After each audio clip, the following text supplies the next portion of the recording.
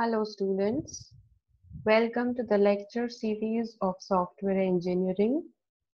We have already studied about software process models, agile development and project management. We shall now move on to requirement analysis and specification, which is your unit number 4. Before moving into analysis, let us discuss something about software development life cycles.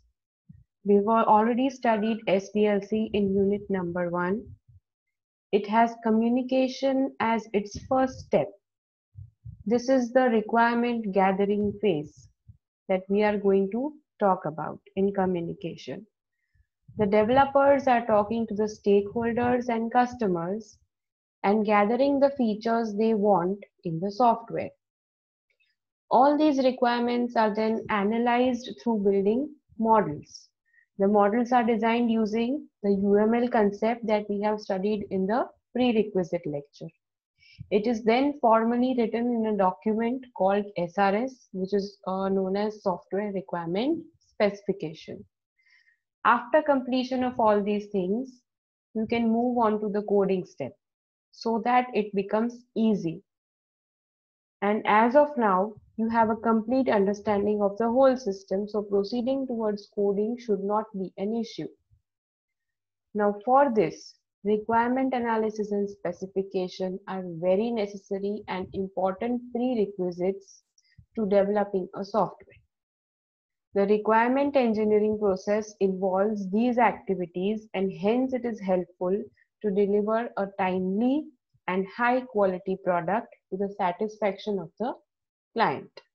Now, in order to perform these prerequisite steps, we need to follow the requirement engineering process. And for studying this, let us move into details of unit number 4. Now, requirement engineering. Requirement engineering is nothing but it is a set of tasks and techniques which are used to understanding the requirements.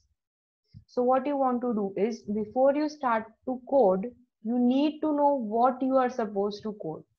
So for answering this question, what you require to sit with the customer, you require to communicate with him, and you need to bring your system analyst along with you so that he can ask for the requirements to the client, he can note down the requirements, and he can also specify what different features you can still add or features that are not relevant you should remove. All these processes can be done only through communication. Basic step is communication. So apart from communication, there are still many other tasks which are helping in finding out how you are gathering the requirements. First is communication through what your customer wants. Next is you are analyzing the needs. So through communication, you have come to know what the customer needs. Next is you are analyzing his needs. If he tells you that he wants something where, let us talk about library management software. So if your customer is telling you that he needs to manage books, then you as a system analyst should give him suggestions that for managing books, you need to order the books. You need to find out which rack the book is in so that it is easy to find. Next is you can implement the search functionality. You can implement the issue book facility. So you should understand the system in depth so that you can analyze what your customer needs. Next is after analyzing, you need to show them the model. This model is nothing but your UML diagram that you are giving to the customer and the developers in your company so that a better way of implementing or coding can be taken place in your organization. Now, assessing feasibility. Feasibility is nothing but possibility. So whenever you are assigned, any organization is assigned a project, it is very important for the organization to know whether it is feasible to develop the project. Now, feasibility can be, technical feasibility, whether the organization has such people who can develop those who have skills to develop this software. Then feasibility can be in form of infrastructure, or it can be in form of resources, that you are having such skillful people, you are having that uh, time time feasibility, then you are having that much budget with you in order to implement this. So all the feasibilities are taken together and assessed whether this project will be able to complete successfully or not. Next is you are negotiating a reasonable solution. There can be a case where you have conflicting requirements for a single software who has multiple customers. So one may be asking for something else and the other may be asking exactly something contradictory to that first requirement. So in that case, you are going to develop only one solution out of for all the different customers. So you have to bring them, you have to meet them, you have to hold a meeting, and after holding the meeting you have to explain to them why you are thinking to deliver this and not the other requirement. That is negotiation. Okay, then specifying solution unambiguously means you have to write down and list down all the requirements such that there is no misunderstanding for the developers in the team. There is no miscommunication between the client and the developer, so that the client will get all the things that he is needing, his requirements are fulfilled. Next is you are validating the specification. You are finding out whether after delivering the software or after development of the software, if there are any errors, if there are incomplete things, if all the functionalities mentioned have been implemented or not. All these things will come under validation. Next, you have managing requirements. Now, change is something which is inevitable. Changes can come anytime. Okay, so if your client comes after a year and says that now I want changes in the software that I have got from you. So you should be able to track where you had left the project. You should be able to extend your project from there, and you should be able to manage the newly coming requirements into the already implemented software. That is managing the requirements. Okay, so what are we going to study in this chapter is total of 5 things. The main thing that you are going to study is the tasks of requirement engineering, or you can say phases of requirement engineering. You have a total of these 7 phases. So inception, elicitation, elaboration, negotiation, specification, validation, and requirement management. These are the basic engineering tasks that you are going to study. Now, elicitation, the second phase of this process, is being elaborated as the second part, that is requirement elicitation. Under requirement elicitation, you are going to study how you are going to gather requirements or understand the requirements that your customer wants to communicate to you. Next is the elaboration phase. That is, you are depicting something and you are giving it to your client in form of a pictorial representation. So elaboration you are going to study in requirement modeling, where you are going to have your UML diagrams. Next is negotiation.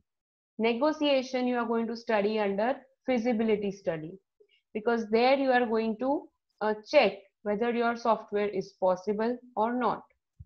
Next is your specification, which is your SRS, that is software requirement specification, where you are going to put in all the requirements of your client, and SRS is prepared before the development of the software or before coding.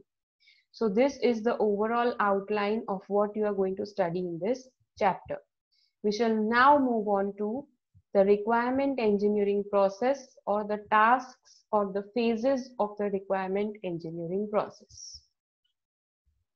These are the 7 tasks: inception, elicitation, elaboration, negotiation, specification, validation, and requirement management. The first task is inception. Inception is nothing but you are starting your task. So whenever you are starting your task, you have to roughly define a prototype.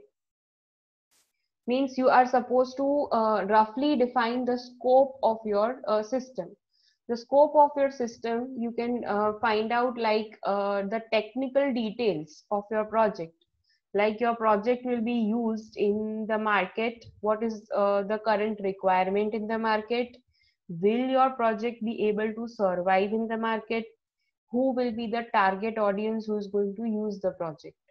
So you already know that a project can be started through a casual conversation, or a project can be started when you have a need in the market or you have certain business needs. In that case, your project can be started or incepted. Now, what you are supposed to do in the inception phase? In the inception phase, when you are having a casual conversation or when a need or business need arises, you are supposed to understand what is the problem, what solution do the people want in the market, and what type of solution you are able to provide. These things are the things that you should understand as an organization. So you should have a basic understanding of the project that you have to develop in future. You should know its business needs, and you should know who are the stakeholders. Now, what is a stakeholder? Stakeholder is a person who is not a person but a group of people or people who are directly or indirectly affected by the outcome of the project. So you have to find out the people who will be affected by the project. They can be your client, they can be the organization who is developing the software, they can be the organization who is launching the software, they can be the developers, they can be the people who are clients of that particular software or that company. Okay, so in order to find out the basic requirements, you are supposed to hold meetings. You should know multiple viewpoints. You should know constraints of regarding the project. So this meeting should be held between the customer and the developer so that there is a clear understanding of how your project should go on. You should work in collaboration. Collaboration means all together. So as I said, your user should be involved, and your developers and the team project manager all should be together working towards a common goal. You should ask the following questions while developing or starting the project. Whether what are the benefits of developing the project, what is the problem currently in the market, and what kind of solutions you will be able to give. If you have any objections, are there any constraints or obstacles in the way of developing a successful software? And am I doing my job right? Means, am I moving on to the right path? Am I correct, or am I lagging somewhere, or is there something that I'm not able to see? So this is how you should start with your project. The second is elicitation. Elicitation is nothing but gathering. So here what you are doing is you are trying to gather the requirements from the client. This elicitation is also called a requirement gathering phase. Now you already know that there are times when your client is not completely aware of what kind of solution they want. It is sometimes not possible for them to define the scope of the problem, to analyze the need in the current market. So this should be a part that is to be done by you, because many a times the client has a poor understanding of the computing capabilities of your technology, and they don't have a proper understanding of the problem domain. In that case, they are not clear of the requirements, due to which their requirement keeps on changing with time. Hence, the requirement gathering phase is going to come to your rescue here. Okay, so what is happening here is you are talking to the customer and you are defining to them clearly what they want. You will first ask them, they will let you know, you will analyze, and you will give them a more specific and clear idea that this is what I have got from what you have communicated to me. Okay, so you are defining and clearly stating out all the requirements. You are collecting requirements from the users who are going to use the software, the customer, which means the organization who is going to launch the software. And apart from these, there are many other stakeholders. They can be the developing team, all the different team members. All from all these places, you can collect requirements and gather them and store it at a place. Next is issues. What are the various issues that are coming when you are doing this collection? So the first issue is scope. Scope you are not able to understand because you don't know whether it is technically feasible or not. Your problem statement is feasible or not. That is your question. Second is the client doesn't have a complete understanding of the requirements that he wants.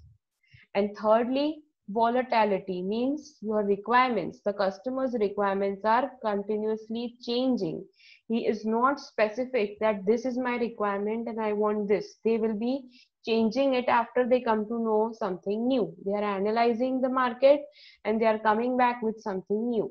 So volatility, understanding of requirements, and technically whether it is possible or not. All this is not understood by the customer, and hence requirement elicitation will have certain issues. Next is elaboration. Elaboration is nothing but first, in the requirement gathering phase, you are gathering all the requirements of the customer, you are storing it with you, and then you are trying to find out whether they are complete, they are fine and fixed. After knowing they are fine and fixed, you are detailing them. You are moving on into details of the requirements. You are expanding them and you are refining them. Means you are sorting it out that these are the important ones. These are the ones that I should neglect or I can neglect. So detailed, expand and refine.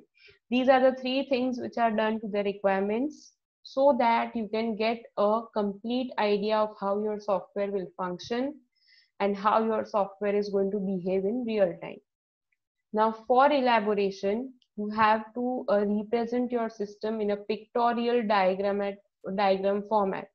That is, here UML will come to your help. All the unified modeling languages diagrams will be useful for elaborating your system requirements.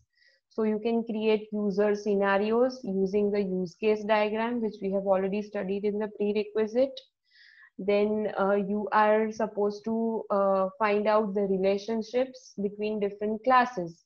So first of all, you need to identify the class, which is a structure modeling kind of diagram. You will find out what is the relationship between the diagrams and between the class diagrams, and then based on that, you will start your development. The next is negotiation. Now it is not unusual for customers to ask for more than what can be achieved. This can be very annoying to you at times, and there may be conflicting requirements. If you are a single organization going to deliver the software and there are multiple clients for the same software, there are chances there will be conflicting needs. So you need to come on to an agreement or agree on a deliverable system that this is what I will deliver. And this agreement should be such that it should be a measure of satisfaction for both the parties, for all the customers that you are providing the software as well as for the developers. So it should be a win-win kind of situation.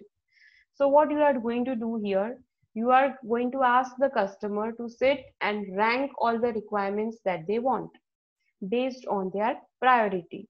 They will then access the risk, they will access the cost, you can then access the risk and the cost that is there for all the requirements, and based on that you can ask them to eliminate certain requirements. So I think this is the best way of coming to a negotiation, proper negotiation. Next is specification. Now specification is nothing but it is different, it has different meaning for different people.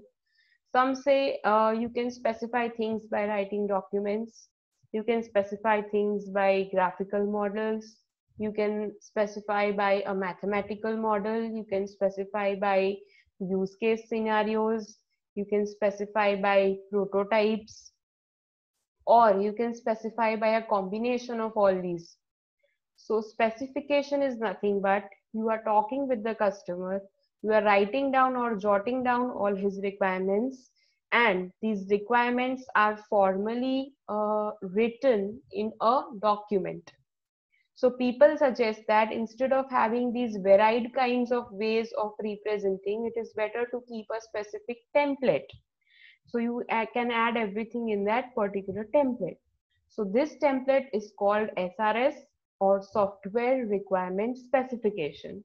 In this software, you are jotting down all the requirements of the customer in a formal methodology, and your software will be delivered based on what is written in the SRS, nothing more and nothing less.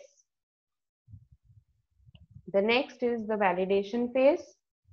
In the validation phase, you are checking your software which you have developed for its quality. You are checking the software whether everything that is mentioned in the SRS has been completely delivered or not in the software. You will also check whether there are any errors, then they have to be detected and corrected. If there are any ambiguities or there are some conflicting requirements, they should be solved. If there are any functional requirements that have not been covered, they should be covered as soon as possible, and there should be no misunderstanding, or something else shouldn't be delivered to the customer. Then they have asked for something, exactly that thing should be delivered, nothing plus minus or something different than what he has asked for. There is also another method for validation, that is conducting technical reviews. Technical review is nothing but a review team is prepared. The review team will consist of all the stakeholders, the users, the customers, the developers, and they all are going to go through the software to find out whether everything is proper, there are no errors, there are no ambiguities, there are no coding flaws, there are no omissions, there are no customer conflicting needs, and the quality is maintained. All this is checked in the technical review. The next is requirement management. Requirement management is nothing but it consists of three different things. A set of activities that are used to identify the requirements from the client. You are doing this in the requirement gathering phase. Next is control and trace the requirements, means you are going to check how much you have progressed in the development of the program or the software. And next you are going to find out if there are any changes in the requirement at any time. You are able to incorporate in the already moving on schedule of the project. So it should be an adaptable process where it is welcoming all the changes inside the software that you are making. Okay, so this is all for today. The next time we will move on to the details of the elicitation phase in form of collaborative elicitation. Thank you.